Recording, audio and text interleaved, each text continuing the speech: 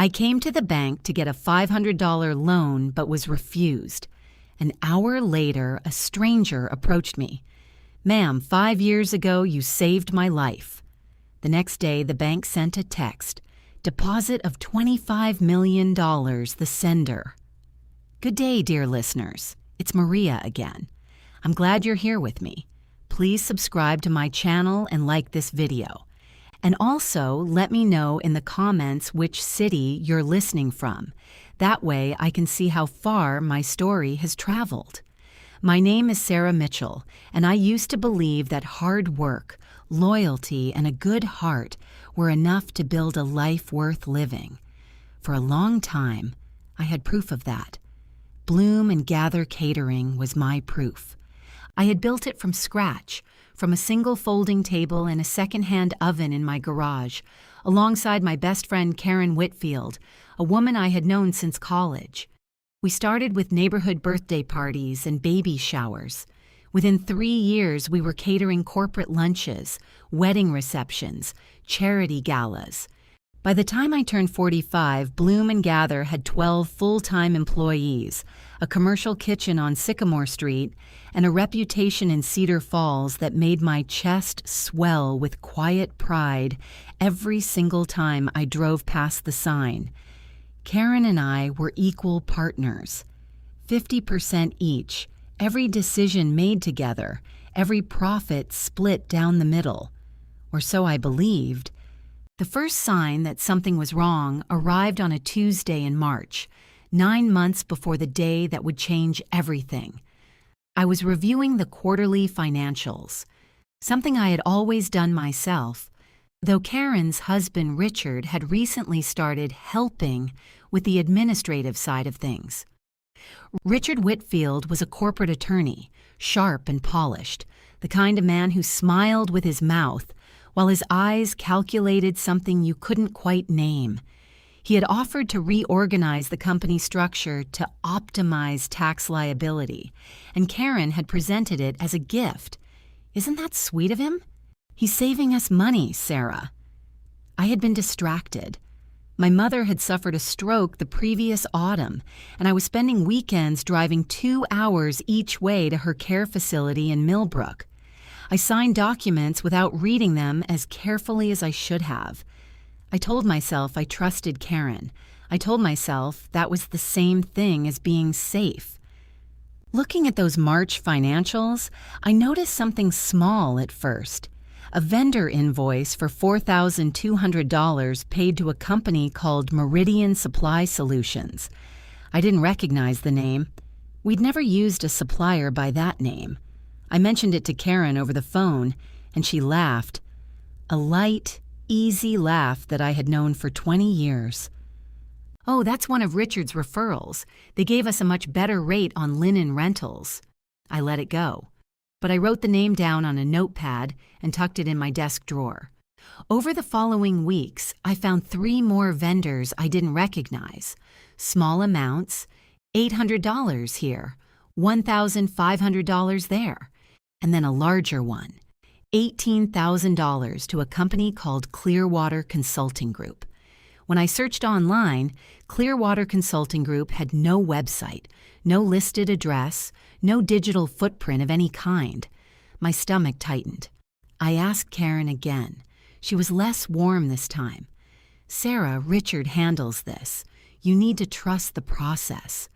It was the first time in 20 years that Karen had told me what I needed to do rather than asking what I thought. I should have pushed harder then. I didn't. I was still driving to Millbrook every weekend. My mother passed away in May, and the grief swallowed the next 2 months whole. By August, my personal checking account, the one I relied on for my own salary draw from the business, was dangerously low. I had been so consumed with the funeral arrangements and the estate paperwork that I had barely glanced at my own finances. When I finally sat down and looked, I found something that made the room tilt. There were 3 delinquent credit accounts in my name, credit lines I had no memory of opening, a MasterCard with an $8,000 balance, a business line of credit with $22,000 outstanding, a personal loan for $15,000 from a lender I had never heard of. I was $45,000 in debt that I knew nothing about. My credit score, which had been 741 as recently as the previous spring, had collapsed to 489. That was why, on a gray Wednesday morning in September, I found myself sitting in a plastic chair inside Riverside Community Bank on Maple Avenue, applying for a $500 emergency loan to cover my electricity bill. $500. The same amount I had once spent without hesitation on fresh floral arrangements for a single event. The loan officer, a young man who couldn't have been older than 28, looked at his screen and then looked at me with the careful neutrality of someone trained to deliver bad news. "I'm sorry, Ms. Mitchell. Based on your current credit profile, we're unable to approve this application." I thanked him. I don't know why I thanked him. I gathered my purse and walked out through the glass doors into the pale September light and stood on the sidewalk for a moment, not moving, not quite able to decide which direction to go. "Excuse me." The voice came from my left. I turned.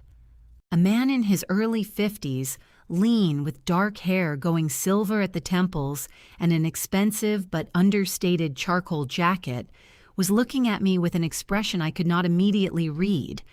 It was not pity. It was something more complicated than that.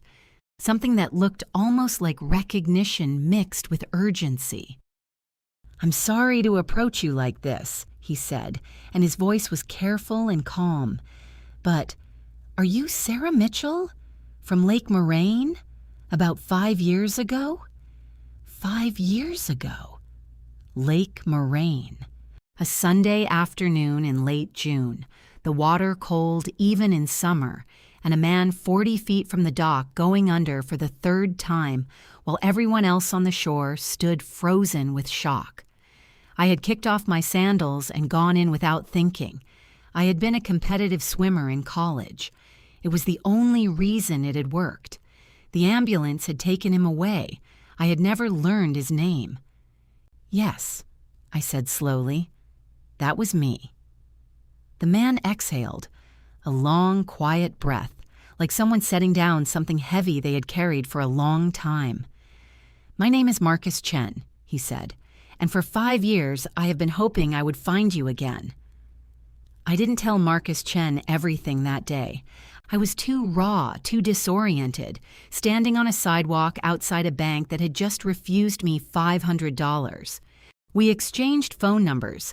He pressed his business card into my hand with both of his, the way you hand something to someone when you genuinely mean it. And he said he would like to take me to dinner, to talk, to say properly what he had never had the chance to say. I said yes without really hearing myself say it. I was still somewhere back inside that bank, watching the loan officer's eyes slide down to his screen. I drove home on autopilot. My apartment— I had moved out of the house on Birchwood Lane 8 months ago, after the mortgage payments became impossible— was a 2-bedroom unit in a complex called Lakeview Court, which had no view of any lake. It was clean and small and felt nothing like the home I had lived in for 11 years. I made coffee I didn't drink and sat down at my kitchen table with every piece of paper I could find. That afternoon was the afternoon I stopped pretending I didn't understand what had happened to me. I spread everything out across the table: bank statements, business financials, tax documents, the lease agreements for the commercial kitchen on Sycamore Street. I had copies of most things. I had always been meticulous about records, a habit from the early years when Karen and I had done everything ourselves. And as I sat there reading line by line, document by document, the picture that assembled itself in front of me was so methodical, so deliberate, that it actually made me feel cold. The shell companies, Meridian Supply Solutions, Clearwater Consulting Group, and 2 others I had now identified, had been billing Bloom and Gather for services that were never rendered. The money from those invoices was going somewhere, and it was not into the business.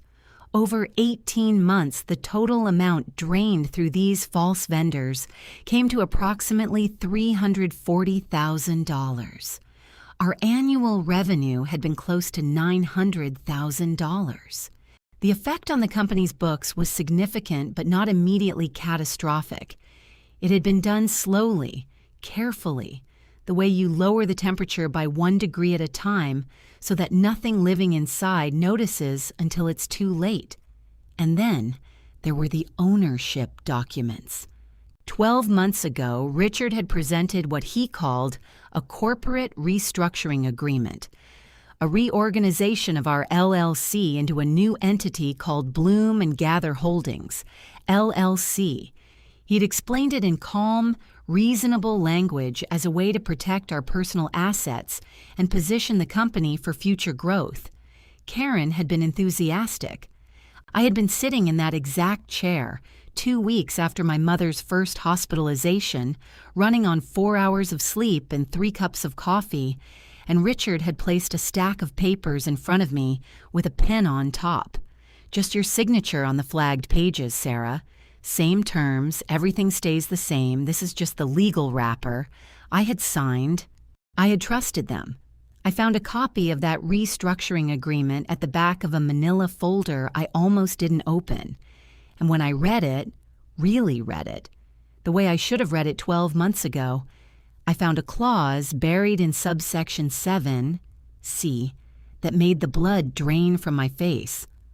Upon conversion to the new LLC structure, existing ownership interests would be recalculated based on each partner's contributed capital over the preceding 24 months. Karen's contributed capital was listed as $680,000. Mine was listed as $12,000. $12,000. 2 decades of my life reduced to $12,000 and a 1.7% ownership stake in the company I had helped build from nothing. The credit accounts, the delinquent ones opened in my name, I understood now too. They had been used to purchase equipment and supplies for the business during a period when my signature had been replicated on the applications. I wasn't entirely sure yet how Richard had managed that. But I was beginning to understand that Richard Whitfield was not a man who left much to chance. I sat at that table for a long time after I stopped reading. I could hear the couple upstairs moving around, the television through the wall from next door, normal sounds from a normal Wednesday evening.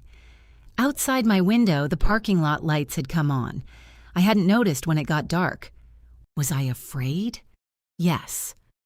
I was terrified in a way I hadn't been since the moment I jumped into Lake Moraine, that cold, airless instant before the water closed over my head. But here is what I also knew about that moment at the lake. The fear had not stopped me. The fear had, in some strange way, clarified me, made me faster, made me precise. I was 47 years old. I had built one business. I had made one catastrophic mistake in trusting the wrong people, and I had paid for it with everything I owned. But I was not broken. I was angry. A clean, organized kind of anger that felt nothing like panic. It felt like a plan waiting to be written. I opened my laptop. I searched. Fraud attorneys, Cedar Falls, Iowa Specialization Business Fraud Forensic Accounting. I wrote down 4 names. I read their profiles, their case histories, their client reviews.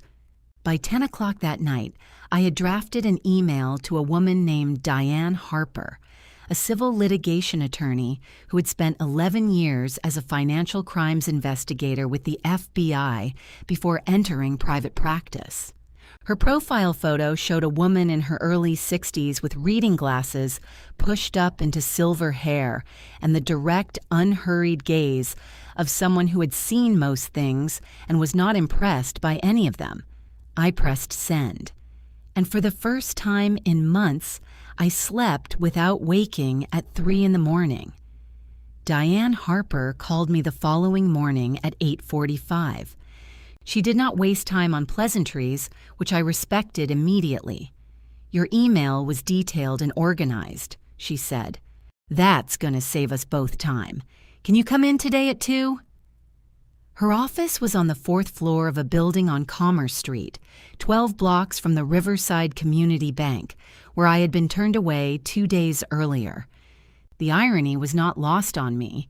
I took the elevator up and sat in a small waiting room that smelled like coffee and printer paper, and I thought about how strange it was that your entire life could pivot on a single afternoon, that you could walk into a glass building on a Wednesday and walk out 3 hours later as someone who had officially decided to fight back. Diane Harper was exactly what her profile photograph suggested.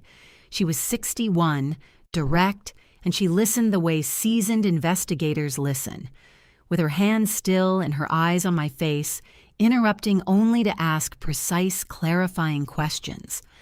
I placed my organized folders on the conference table between us, and she worked through them systematically while I talked. When I finished, she was quiet for a moment. "The restructuring agreement," she said. "Do you have the version you were given to sign, and do you have any email correspondence from Richard Whitfield in the days before you signed it?" "I have some emails. I don't know how relevant.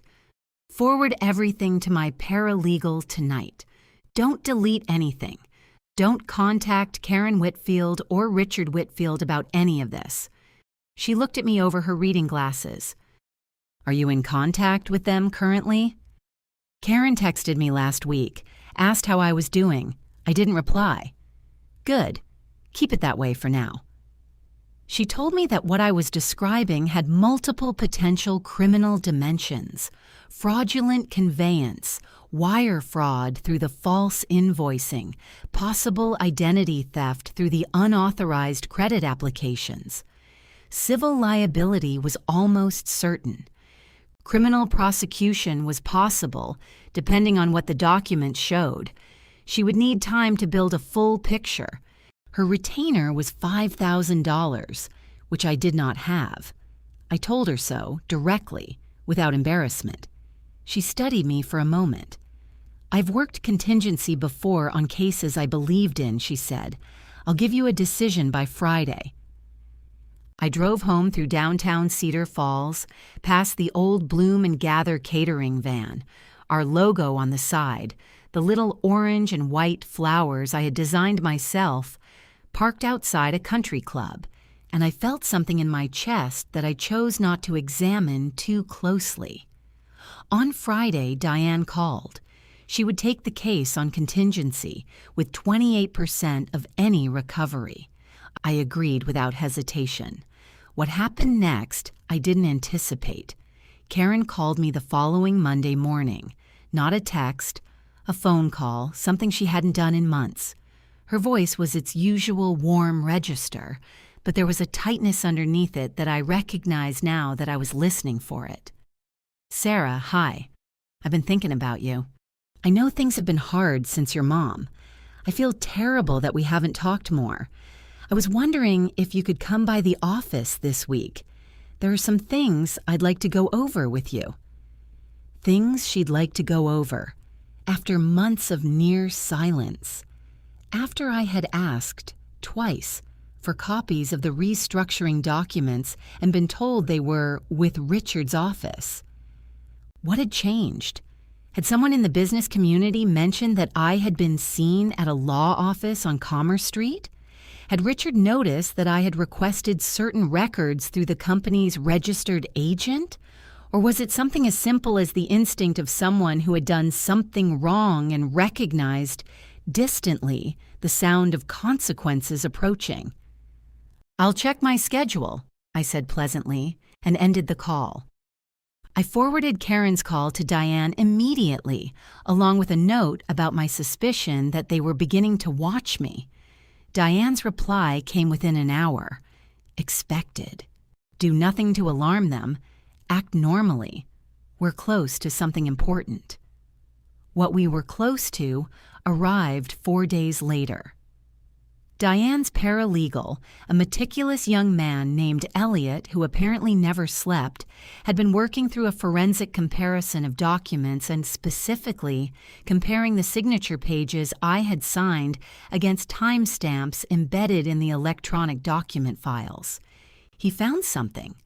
The power of attorney document that I had signed during my mother's hospitalization, the document Richard had used as the legal foundation for his ability to act on my behalf during the restructuring, had been altered, not the signature itself, but the date.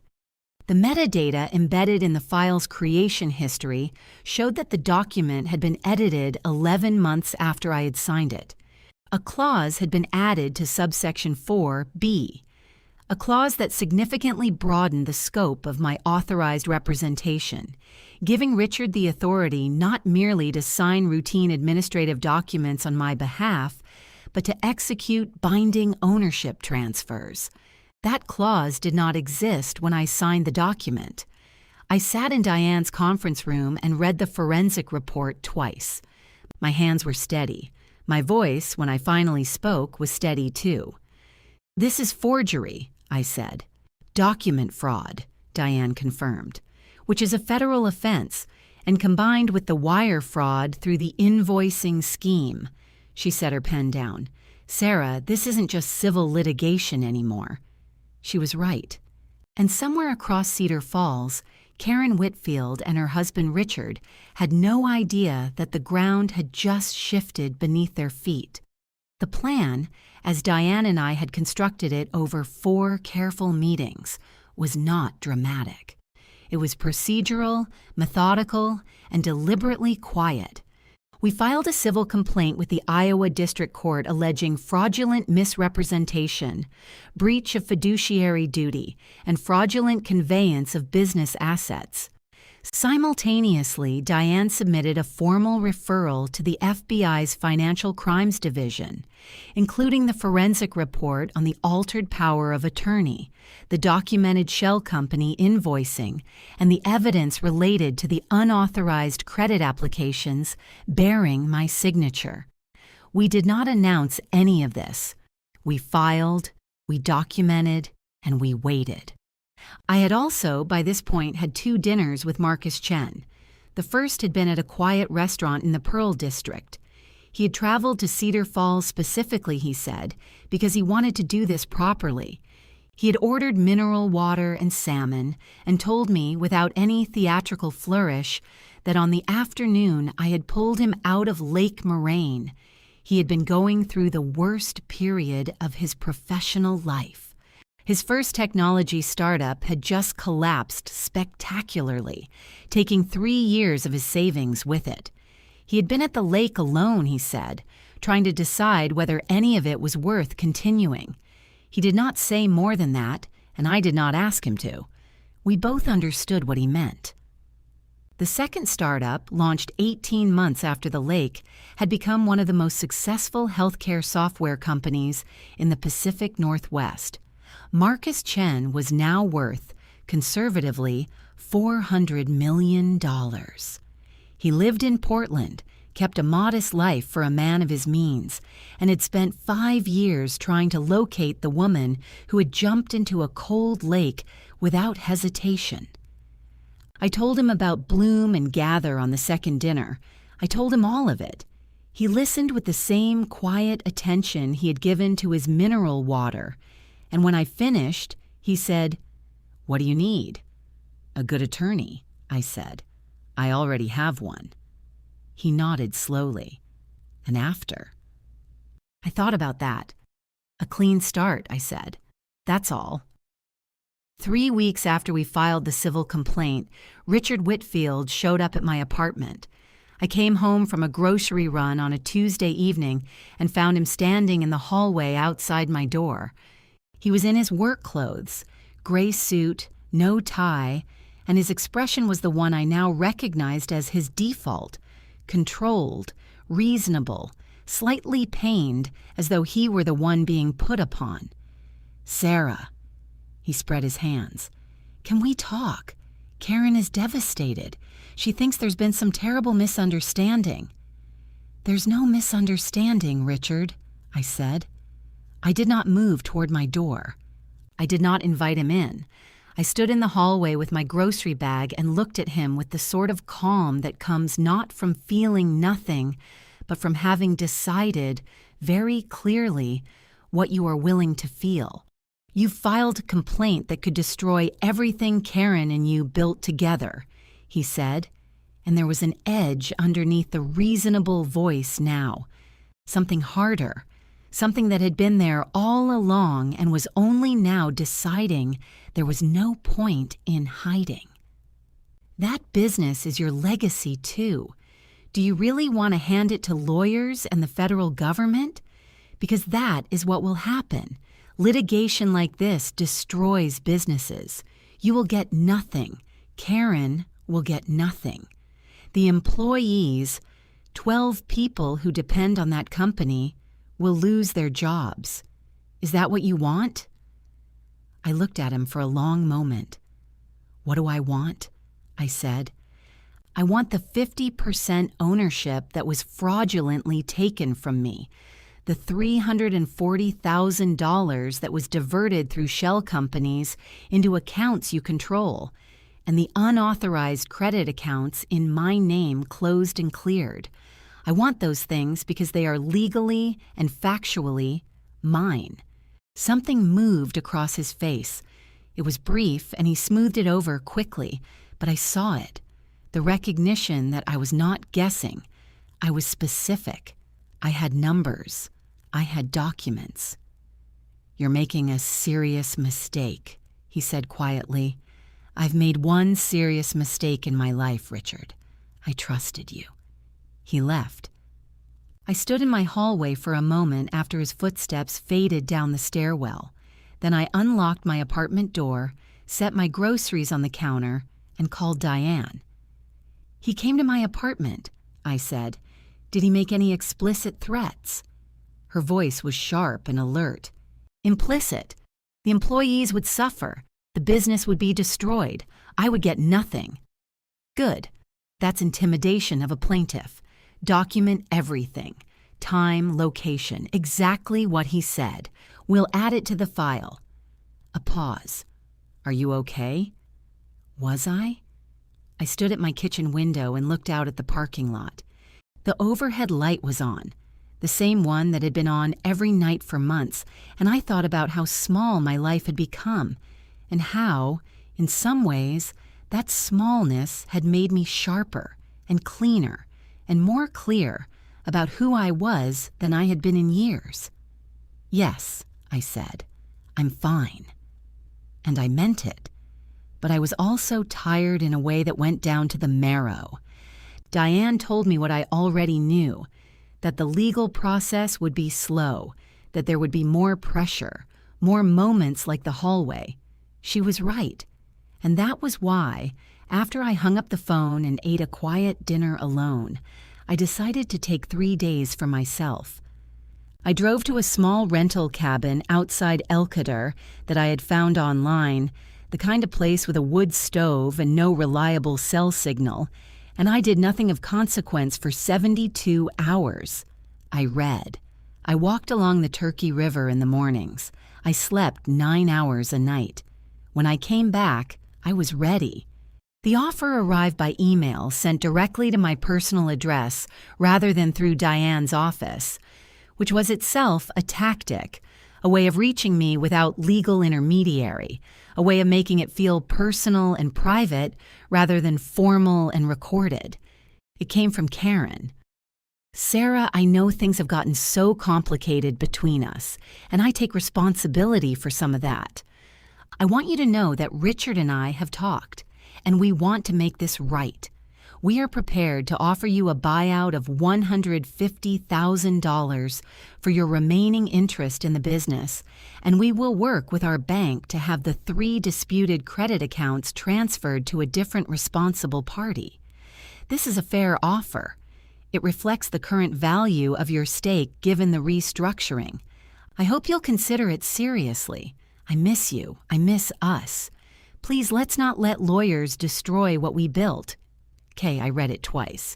$150,000 in exchange for abandoning a claim for $340,000 in fraudulently diverted funds, plus the restoration of my 50% equity in a business that had been generating close to $900,000 in annual revenue, in exchange for letting them walk away clean, in exchange for my silence.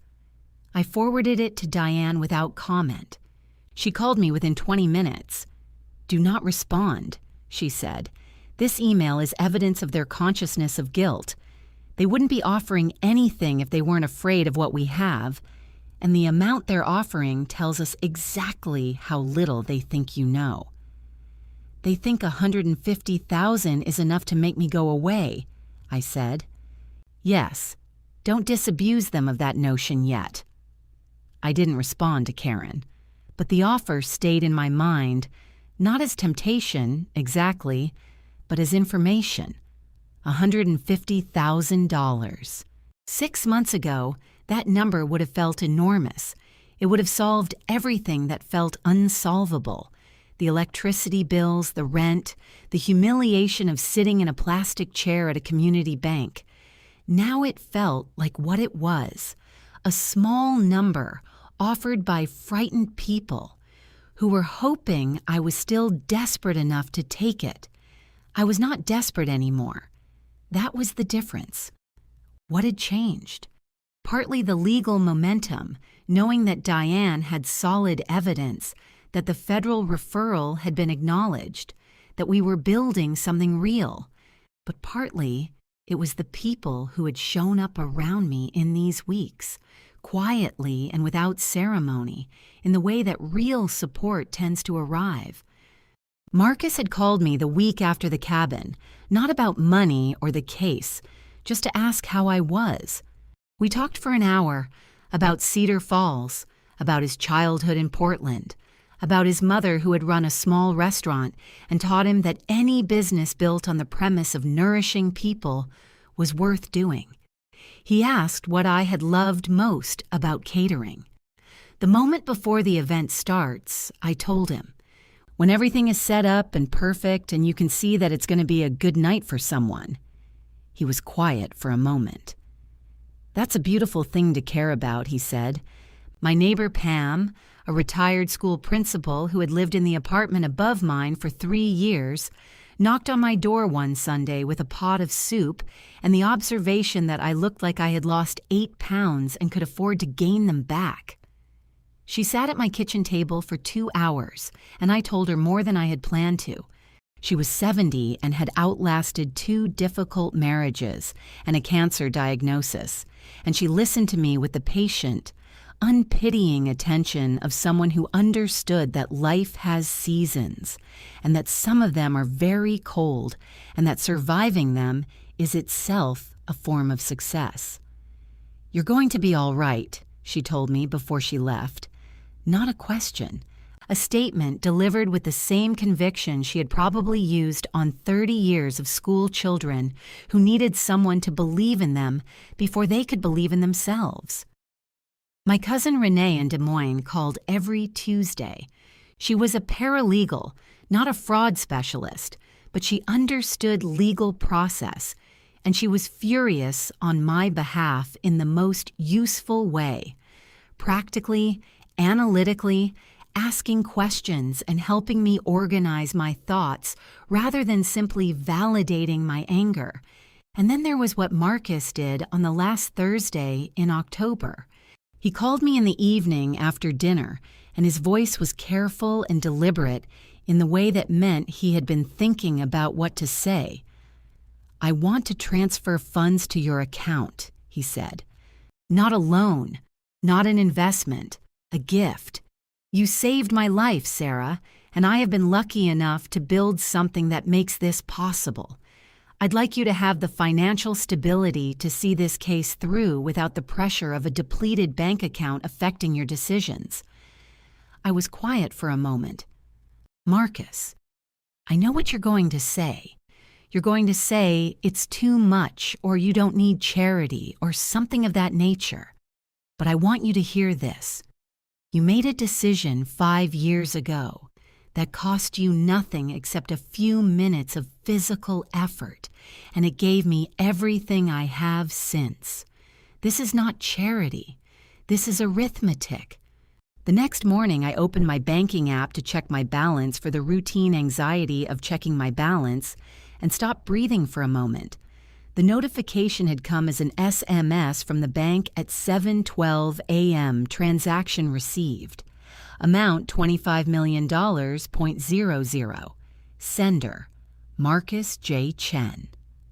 Foundation, $25 million. I sat down on my kitchen floor. Not because I felt faint, but because the kitchen floor was where I happened to be when my legs simply declined to keep holding me up. I sat there for several minutes with my phone in my hand and the morning light coming through the window, and I thought about a Tuesday morning when I had sat in a plastic chair inside a bank and been told I could not borrow $500. And then I got up, made coffee, and called Diane Harper. My financial situation has changed, I said. I'd like to hire additional forensic accountants, and I'd like to move faster. They came together this time. That, in itself, told me something. That they had decided a coordinated appearance was more powerful than Richard's solo intimidation campaign.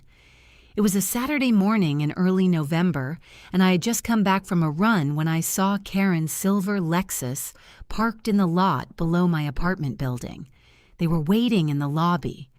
Karen was dressed carefully, soft camel coat, understated jewelry, the assembled image of a reasonable person making a reasonable gesture. Richard stood half a step behind her, hands in his jacket pockets, wearing the neutral expression of a man who has decided that the most dangerous thing he can do right now is appear calm. I had once found their partnership impressive. Now I saw it for what it was, a rehearsed presentation. Sarah? Karen stepped forward. Her voice hit the particular frequency she used when she was performing warmth. Not manufactured exactly, but deployed intentionally, like a tool from a kit. I'm so glad we caught you. Can we go upstairs? I just want 5 minutes. I thought about it for exactly as long as it took me to press the elevator button. We can talk here. A flicker behind Karen's eyes. She adjusted. Of course. I've been thinking so much about everything, and I feel terrible. I really do. I know things went wrong. There were decisions made during the restructuring that I should have pushed back on, and I didn't. And I'm sorry. Her hand moved toward my arm and then stopped, reading something in my posture. I think we can still fix this, Sarah. Between us. Without all of... She gestured vaguely, meaning the lawyers, the filing, the forensic accountants, the entire legal machinery now assembled against her. This. What are you proposing? I asked. Richard spoke for the first time. We're prepared to offer you a full partnership buyout at fair market value, independently appraised. Around $220,000 based on current business valuation, in exchange for a full release of all claims. He said it like a man reading from a menu, fluid and practiced. Given the cost and uncertainty of prolonged litigation, this is realistically the most favorable outcome you can expect. Litigation destroys value. Even if you win, a slight pause meant to introduce doubt. You'll spend years getting there, and the business will be worth a fraction of what it is today. There it was, the real message underneath the soft coat and the practiced apology. Take what we're offering while there is still something to take, because we can make sure there isn't. I looked at Karen. She was watching me with an expression that was still, in some technical sense, warm. But there was something waiting behind it, something that would become something else entirely if I said no. I had seen that something before. I simply hadn't known what I was looking at. "Karen," I said, "when my mother was in the hospital and I was driving to Millbrook every weekend and I was exhausted and heartbroken and not reading documents carefully, what were you thinking? When Richard put those papers in front of me with a pen on top and told me it was just a formality, were you in the room?" A pause. The lobby was quiet around us. A mail slot opened and closed somewhere down the hall. "That's not fair," Karen said, and her voice had shifted, less warm now, a degree colder. "We were trying to protect the business, protect both of us. By adding a clause to a document I had already signed," I said. "By creating companies that existed only to invoice us for services that were never provided. By opening credit accounts in my name without my knowledge." I kept my voice level. I was not angry, or rather, my anger was so far beneath the surface now that it had become structural, part of what was holding me upright. The FBI is aware of all of this. So is the U.S. Attorney's Office for the Northern District of Iowa. This is no longer a civil matter between former partners, Karen. It is a federal investigation. The color left Karen's face. Richard's careful, neutral expression cracked. Just slightly. Just enough. "You're making a catastrophic mistake," Richard said, and the practiced reasonableness was entirely gone now. His voice was flat and cold and finally honest. "You have no idea what you're dealing with. We have resources you don't. We have relationships in this city that go back 20 years. You will spend everything you have on lawyers and walk away with nothing, and you'll have burned every bridge that might have helped you rebuild. I'm telling you this as someone who knows how these things go." He meant it as a threat. What he didn't know was that it landed as information. He was afraid. Afraid people who are not afraid don't threaten. They don't need to. "Thank you for coming," I said, and I turned and walked to the elevator and pressed the button and stood with my back to them until the doors opened. I rode up to the 4th floor alone. When I reached my apartment and closed the door behind me, I stood in the hallway with my hand still on the doorknob, and for a few minutes I allowed myself to feel the thing I had been keeping below the surface. I was afraid. Not of losing the case, or not only that. I was afraid of Richard's words, because they were not entirely empty. He did have relationships in Cedar Falls. He was a partner at a firm that had been in business for 30 years. He had friends in city government, in the Chamber of Commerce, on the boards of institutions whose decisions affected people's lives.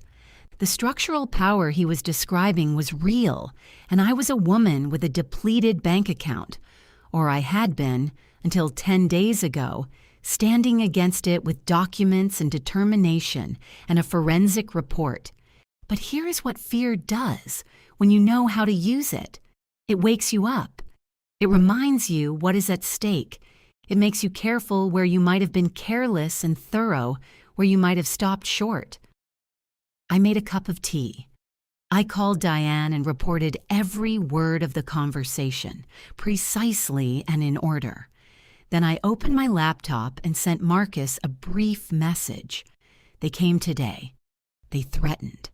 I held the line. "We are ready." His reply came within minutes. "I know you are. So do we." The federal hearing was scheduled for a Tuesday in December at the Cesar E. Chavez Federal Building on 1st Street in Cedar Rapids. It was not yet a criminal trial. That process, Diane explained, would take longer. This was a combined civil hearing on our complaint and a preliminary evidentiary presentation requested by the U.S. Attorney's Office, which had formally opened a criminal investigation into the document fraud and wire fraud allegations. The two proceedings had been coordinated at the court's discretion. It was unusual, Diane said. It also meant the government had built something faster than anyone had expected. Richard had hired a partner from one of the most expensive firms in Des Moines. I had expected that. I had also expected that he would walk into that courtroom with the particular confidence of a man who had spent his career on the inside of rooms like this one, who knew their rhythms and their shortcuts and the dozens of small ways that experience becomes advantage. What he had not expected was the full scope of what Diane and the federal investigators had assembled. I sat at the plaintiff's table in a charcoal blazer I had bought secondhand 3 weeks earlier and pressed with extraordinary care. Diane sat beside me, a legal pad in front of her, and a stillness in her posture that I had come to recognize as her game form: economical, focused, quietly lethal. On the other side of the room, Karen sat behind her husband's defense table in an ivory blouse, her hands folded in her lap. She had not looked at me when she entered. Richard had. He'd given me a long, measuring look, the kind meant to communicate something about his certainty, and then turned forward. The government's attorney, a compact woman named Assistant U.S. Attorney Pamela Cressa, presented the forensic evidence first. She was methodical and merciless, the way that federal prosecutors tend to be when they believe their evidence is unambiguous.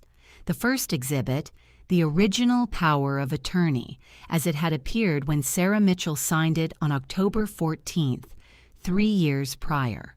The second exhibit, the same document as it existed in the Whitfield's legal files, with the addition of subsection 4, B, Clause 7, authorizing Richard Whitfield to execute binding ownership transfers on behalf of his client.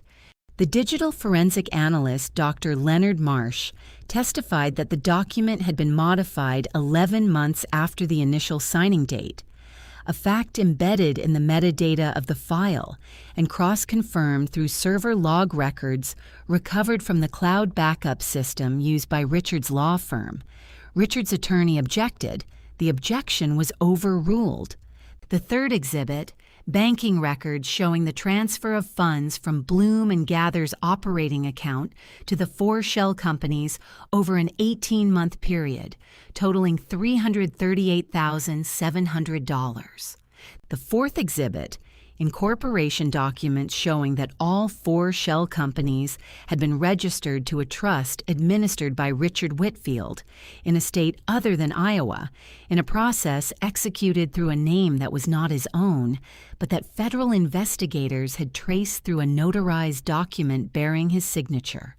The fifth exhibit, and this was the one that I saw from across the room, finally broke Richard Whitfield's composure, was a series of emails recovered from the law firm's server backup, which federal investigators had subpoenaed.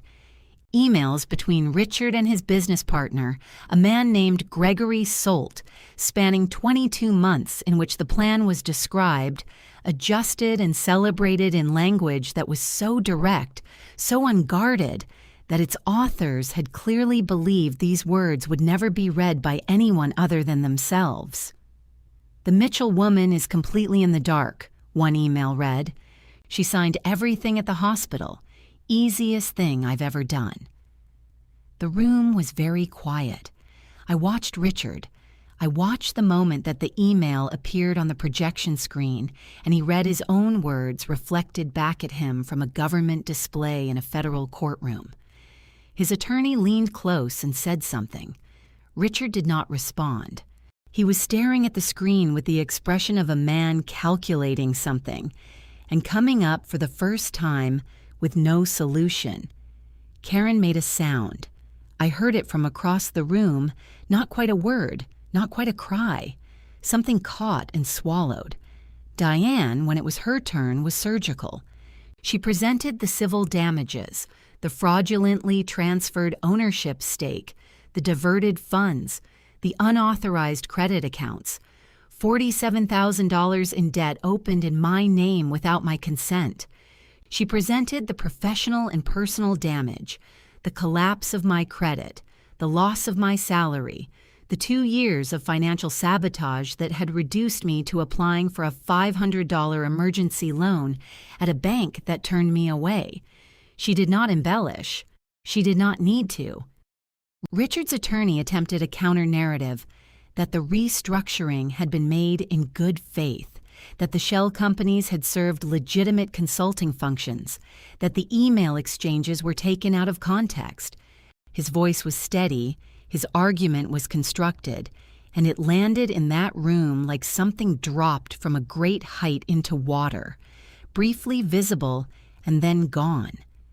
The judge, a white-haired man named Harlan Brecht, who had been on the federal bench for 19 years, listened with his hands folded on the bench and his gaze moving between the screens and the faces in the room. When the presentations concluded, he did not rule immediately on the civil matter. That would come in writing within 30 days. But he did speak. "The court notes," he said, "that the evidence presented today includes documentary proof of deliberate and sustained fraud against the plaintiff, and that this evidence has been formally transmitted to the U.S. Attorney's Office for criminal prosecution proceedings.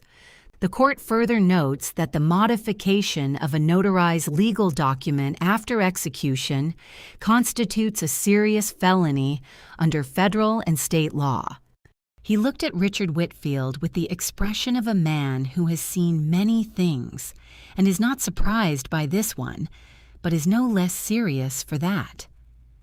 "The plaintiff has met her evidentiary burden for the purposes of this hearing." I did not cry. I had thought I might, had half expected some release, some unwinding of the months of held tension, but what I felt was quieter than that. I felt the particular satisfaction of something being set right that had been wrong for a long time. I felt, more than anything, clear. I turned and looked at Karen one final time as the hearing adjourned. She was staring down at her folded hands in her lap. She did not look up. The civil judgment came 26 days after the hearing. Judge Brecht found in favor of the plaintiff on all counts. The court ordered the restoration of Sarah Mitchell's 50% ownership stake in Bloom & Gather Holdings, LLC. It ordered the disgorgement of $338,700 in fraudulently diverted funds, plus interest, plus legal costs. It ordered the closure and settlement of all unauthorized credit accounts opened in my name, with all associated debt transferred to the defendants. It awarded punitive damages of $275,000, reflecting the court's finding that the fraud had been deliberate, sustained, and executed with conscious disregard for the plaintiff's welfare. Total civil judgment, $678,400 plus restored equity. Diane called me when the ruling came through and read the key findings in her careful, measured voice. When she finished, there was a pause. "Sarah," she said, "we won. Completely." I was standing at my apartment window looking out at the Lakeview Court parking lot, the same lot I had stared at through months of fear and 3 a.m. sleeplessness. It looked different now. Still just asphalt and overhead lights and other people's cars, but different.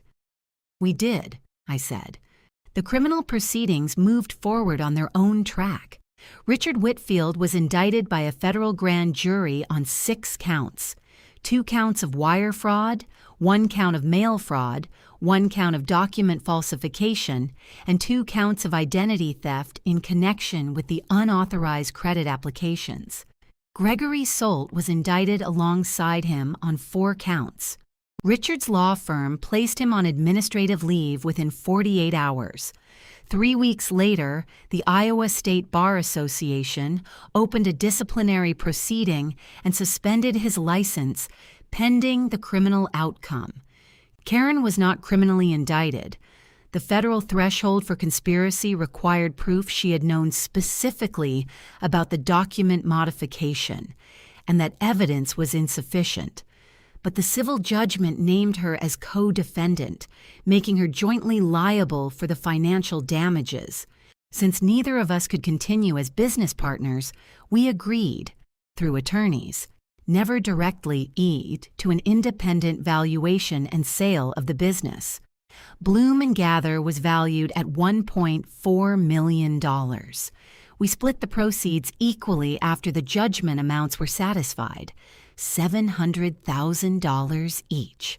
$700,000. I sat with that number for a long time, not because money solves everything, but because of what it represented. The restoration of something taken from me. The documented, legally binding federal court confirmation that what had happened was real, was wrong, and had consequences. At Richard's federal criminal trial, which concluded the following April, he was convicted on 5 of the 6 counts and sentenced to 42 months in federal prison, plus restitution of $218,000. Gregory Solt pleaded guilty before trial and received 30 months. I was not in the courtroom for the sentencing. I had been there for the evidence, for the part that was mine to bear witness to. The sentencing was the law doing what the law does, without my presence required. Diane called me from the courthouse parking lot. 42 months, she said, plus restitution. Good, I said. Not with satisfaction at Richard's suffering, but with the grounded recognition that the world had correctly identified something wrong and applied the appropriate response. That is what the law is for. That is what the truth is for. I had been a woman who went to a bank for $500 and came home with nothing. I had fought carefully, patiently, and without giving up until I had the full picture, and the full picture, it turned out, was enough. The spring after the judgment, I moved to a 2-story Craftsman on Willowmere Avenue. Older neighborhood, oak trees, a back porch, a kitchen large enough to actually work in. I signed the lease with the lightness of someone returning to a version of themselves they'd been afraid of losing. Marcus helped me move. He drove from Portland. Drove, not flew. We carried boxes up the porch steps in early April sunshine, and it was an entirely ordinary afternoon that was also, somehow, the best one I'd had in years. By May, Salt and Light Catering was registered. 4 employees, a shared kitchen, clients built on my own reputation. The wedding planner who'd given us our first big referral wrote, "I always liked working with you better than Karen anyway. Welcome back." Salt and Light turned a profit in its 7th month. I hired a CFO with 0 tolerance for financial irregularity and never again signed anything without reading every word. Karen relocated to Scottsdale and tried to reinvent herself as an event consultant. Federal court records are public.